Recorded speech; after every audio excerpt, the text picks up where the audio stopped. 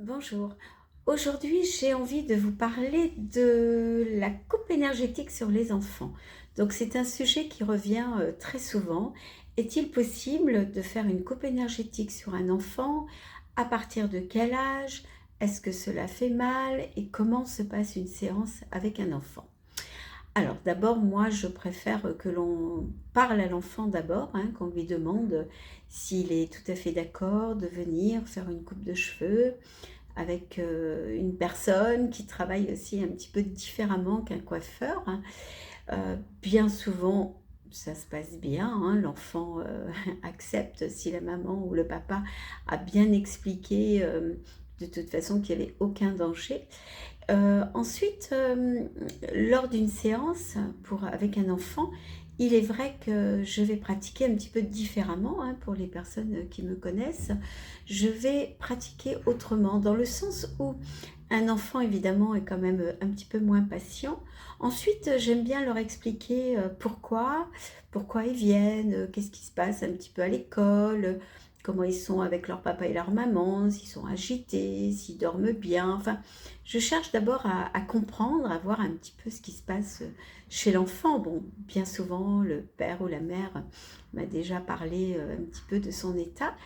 Ensuite, donc, on dialogue ensemble. Ensuite, je lui montre mon rasoir pour qu'il ait aussi confiance, parce que ça aussi, c'est très important que l'enfant ait confiance en la personne qui va quand même lui couper les cheveux. Et puis, je regarde ses cheveux, je lui demande s'il les aime aussi, hein, s'il s'occupe de ses cheveux, s'il les coiffe ou qui démêle ses cheveux, qui s'en occupe, etc. Bon, il y a tout un dialogue de toute façon à avoir. Et ensuite, regarder bien sûr comment sont ses implantations, comment est sa coiffure. Bon, moi, je pose énormément de questions parce que pour moi, c'est hyper important déjà de voir un petit peu ce qui se passe. J'observe, je regarde. Et lors de ma pratique avec un enfant, d'abord, je me dis qu'il faut que je sois assez rapide parce que l'enfant est quand même très souvent impatient. Donc, j'essaye d'aller, c'est pas forcément vite, mais d'être surtout très précise. Donc, quand c'est comme ça, je vais regarder ses cheveux et je vais plutôt couper certaines mèches à certaines zones de la tête et je vais faire le travail. Alors, quelquefois en parlant avec lui ou des fois sans parler, hein, je fais un peu des tests. Je vois aussi l'attitude de l'enfant, comment il se comporte. Généralement, ça se passe très bien. Bon, évidemment, il va peut-être dire ouh, ça m'a peut-être un peu tiré, ça m'a fait mal, ce qui est tout à fait normal, mais j'évite surtout qu'ils aient mal, ça c'est sûr, c'est vraiment hyper important pour pas qu'ils se braquent. Et très souvent, après une séance, l'enfant se sent complètement différent, un petit peu comme pas vidé, mais comme s'il avait posé quelque chose. Alors c'est toujours intéressant parce que j'ai pas les mots des enfants, mais très souvent eux-mêmes ont leurs mots pour après expliquer à leurs parents comment ça s'est passé ou tout du moins leur ressenti. Donc c'est toujours très intéressant.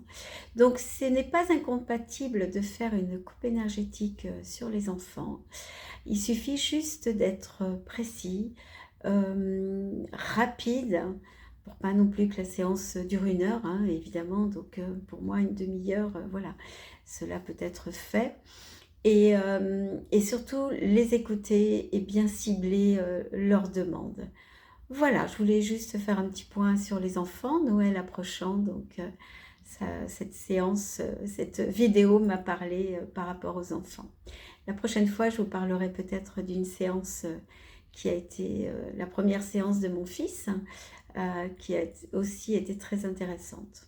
Voilà, je vous souhaite eh bien, de passer de belles fêtes et puis à très bientôt.